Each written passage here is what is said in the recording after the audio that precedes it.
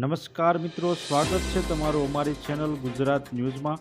આજના તાજા અને સૌથી મોટા સમાચાર જોઈએ તો ખેડૂતો માટે મોટા સમાચાર। ખેડૂતોને દર 4 મહિને 2000 રૂપિયાનો હપ્તો આપવામાં આવે છે। વળી આ વખતે 17મો હપ્તો જાહેર થવાનો છે, પરંતુ એવા ઘણા ખેડૂતો હોઈ શકે છે જેમના હપ્તા અટકી શકે છે। તો ચાલો એ જાણવાનો પ્રયાસ કરીએ કે આ ખેડૂતો કોણ છે। સમાચારમાં આગળ જોઈએ તો આ 4 પ્રકારના ખેડૂતોનો અટકી શકે છે 2000 રૂપિયાનો હપ્તો। પહેલો ખેડૂત, જો તમે અયોગ્ય હોવા છતાં પણ ખોટી રીતે અરજી કરો છો તો તમારી અરજી રદ થઈ શકે છે, જેના પછી તમે હપ્તાથી વંચિત રહી જશો।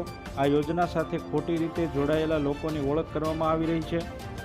બીજો ખેડૂત, એવા ખેડૂતો માટે પણ હપ્તો અટકી શકે છે જેમણે અત્યાર સુધી ઈ-કેવાયસી કરાવ્યું નથી અથવા ભવિષ્યમાં પણ કરાવશે નહીં। હપ્તાનો લાભ મેળવવા માટે ખેડૂતોએ ઈ-કેવાયસી કરાવવું જરૂરી છે, અન્યથા હપ્તા અટકી જવાની ખાતરી છે। ત્રીજો ખેડૂત, જે ખેડૂતોએ જમીનનું બિયારણ કરાવ્યું નથી તેમના હપ્તા પણ અટકી શકે છે। નિયમો હેઠળ યોજના સાથે સંકળાયેલા દરેક ખેડૂત માટે આ કામ કરવું ખૂબ જ મહત્વપૂર્ણ છે। જો તમે ઈચ્છો છો કે તમારો હપ્તો અટકી ન જાય તો આ કામ તરત જ કરી લો।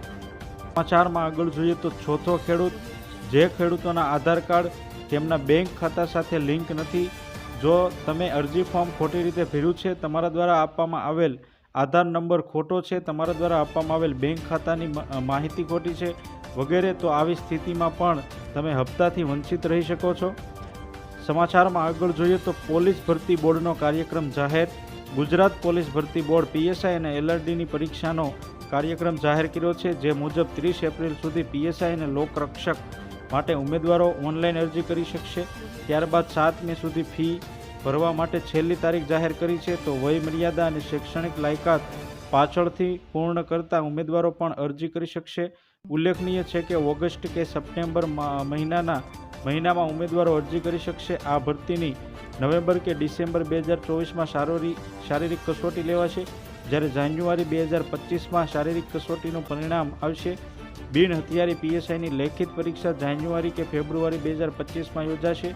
તો લોકરક્ષકની લેખિત પરીક્ષા ફેબ્રુઆરી 2025માં યોજાશે।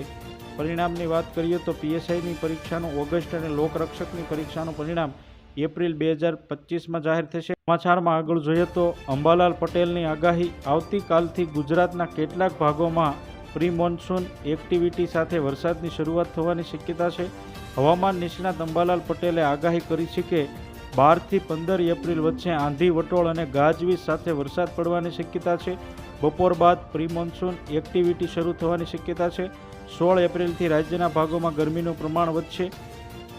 સમાચારમાં આગળ જોઈએ તો રાજ્યના કેટલાક ભાગોમાં 43 ડિગ્રી તાપમાનનો પારો જવાની શક્યતા છે। મે મહિનાના બીજા સપ્તાહમાં ફરી ભારે આંધી, વંટોળ સાથે પ્રી મોન્સૂન એક્ટિવિટી શરૂ થશે। તારીખ 24 મેથી 6 જૂન વચ્ચે રાજ્યના કેટલાક ભાગોમાં રોહિણી નક્ષત્રનો વરસાદ થવાની શક્યતા છે। 14 જૂન આસપાસ રાજ્યમાં દક્ષિણ ગુજરાતના ભાગોમાં વિધિવત વરસાદની શરૂઆત થશે। રાજ્યમાં આ વર્ષે એકંદરે ચોમાસું સારું રહેવાની શક્યતા અંબાલાલ પટેલે વ્યક્ત કરી છે। સમાચારમાં આગળ જોઈએ તો ભર ઉનાળે ધોધમાર વરસાદ, ગુજરાતના વિવિધ વિસ્તારો સાયક્લોનિક સર્ક્યુલેશન સક્રિય થયું છે, જેને લઈને રાજ્યના હવામાન વિભાગ દ્વારા આગામી 48 કલાક સુધી રાજ્યના કેટલાક જિલ્લાઓમાં માવઠાની આગાહી કરવામાં આવી છે, જેને લઈને આજે અમરેલી અને કચ્છ જિલ્લામાં પવન સાથે ક્યાંક ધોધમાર વરસાદ તો ક્યાંક હળવો વરસાદ પડ્યો છે। ભર ઉનાળે ચોમાસા જેવો માહોલ જામતા ખેડૂતોની ચિંતામાં વધારો થયો છે। ખાસ કરીને ખેડૂતોને કેરીના પાકમાં નુકસાનની ભીતિ સેવાઈ રહી છે। આ તરફ આજે નર્મદા, છોટા ઉદેપુર, દાહોદ, અરવલ્લી, સાબરકાંઠા, કચ્છ અને ગીર સોમનાથમાં વરસાદની સંભાવના છે। તો કાલે સાબરકાંઠા, મહીસાગર, અરવલ્લી, દાહોદમાં વરસાદની શક્યતા છે। સમાચારમાં આગળ જોઈએ તો કોંગ્રેસનો ચૂંટણી ઢંઢેરો જાહેર, નામ આપ્યું ન્યાયપત્ર, ₹25 લાખનો કેશલેસ સ્વાસ્થ્ય વીમો મહિલાઓને ₹1 લાખ કોંગ્રેસની ગેરંટી, 5 ન્યાય 25 ગેરંટી, કોંગ્રેસે જાહેર કર્યો ચૂંટણી ઢંઢેરો ન્યાયપત્ર।